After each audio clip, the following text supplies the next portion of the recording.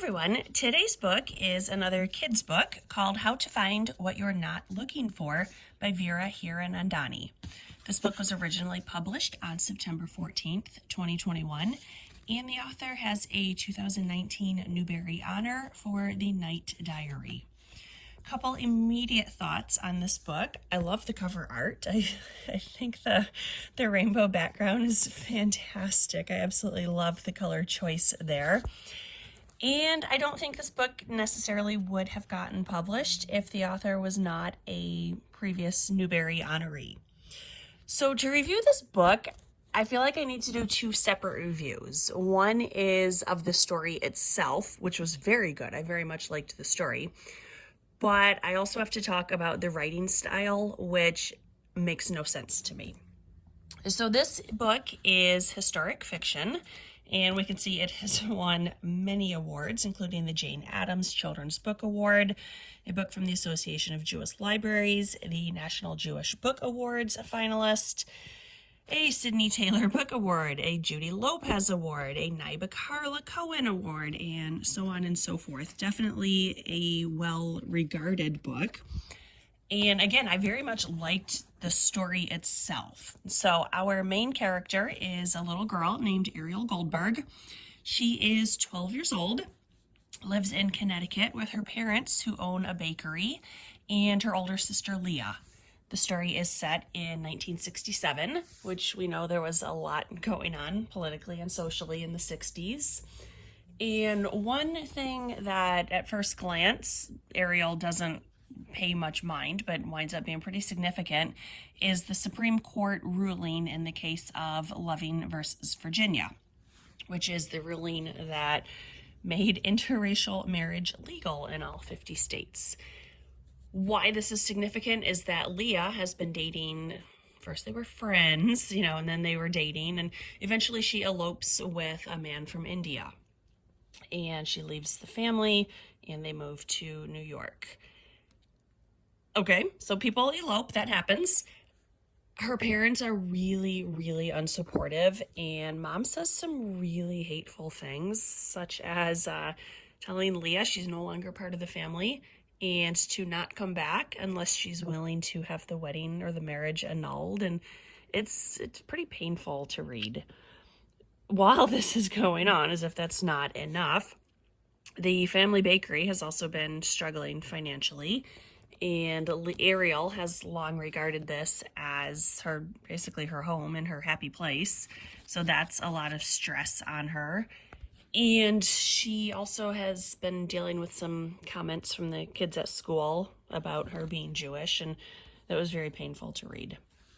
So the actual story, I very much liked it. It's really about the family learning what is important to them and what will bring them the most joy in life. It does have a happy ending, so I was very glad for that. Yes, there are at least one, I'm thinking of a pretty major coincidence, that at one point Ariel goes to Manhattan to look for her sister, and just by sheer and utter coincidence runs into her on the street. And I don't know. I was going to say I don't think that would really happen, but we've certainly heard stories of things like this happening to people, so who knows? It seemed like a bit of a plot convenience, but who knows? Oh, and the other subplot that I completely forgot is Ariel has been having trouble with school, and she gets a new teacher this year. And the teacher thinks that perhaps she might have, totally drew a blank there. The teacher wonders if she might have dyslexia or dysgraphia, and she realizes that Ariel does a lot better when she's able to type as opposed to handwrite. So that's kind of where our cover art comes from. And Ariel is really finding her voice throughout this book, and she's able to express herself a lot better through typing as opposed to writing, because she's not so agonized over the shape of the letters and holding the pencil and all of that. So the actual story I really liked. It was good.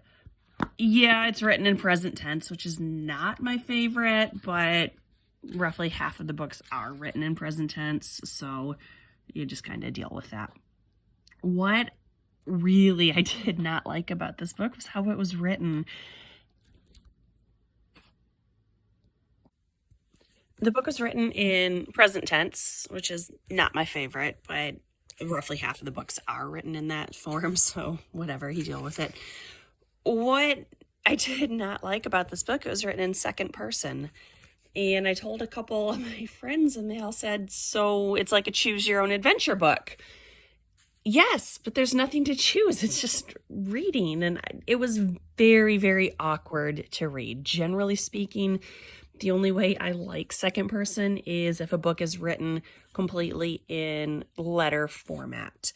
So just as a sample of what this looks like, I'll read just page 1 here. Chapter 1, How to Be the Lazy One. It's harder than you think. First, lie on your messy bed wearing your Wonder Woman pajamas that are too small because you've had them since you were 9. Then, watch your older sister Leah pin up her hair for dance class. Skipping here. She's rushing because she has to be on the number 4 bus by 9 a.m. for point class. She dances there every day except Sunday. You're not even sure how she spends so much time at dance and still does so well in school. Leah seems to do well at everything. Not you. You're the lazy one. You just keep trying to keep up. But along with the other things Leah does, she helps you keep up. And, at first I thought maybe it was just written that way if the first paragraph was a preface or a prologue of sorts, but no, the entire book is written that way. So page 58. Nearly 2 months later, the first day of school starts like any other. You sit at a desk with a stack of textbooks and notebooks stored neatly inside it and wait for the teacher to tell you to read, write, add, subtract, and divide. Gripping your pencil as tightly as you can, you hope it all feels easier this year. And it just goes on, and I don't understand that writing choice at all, which I think is a real shame because this was a good book. Had it been written in first or third person, I would have absolutely recommended it. The way it is, I can't really recommend this to any students because I found it difficult to follow and very confusing at times. And I imagine my high schoolers at this reading level, which is roughly a 4th to 6th grade reading level, I think they would very much struggle with getting through the second person narration. And it's unfortunate because otherwise this was a really good book. This was How to Find What You're Not Looking For. Thanks for watching. Bye.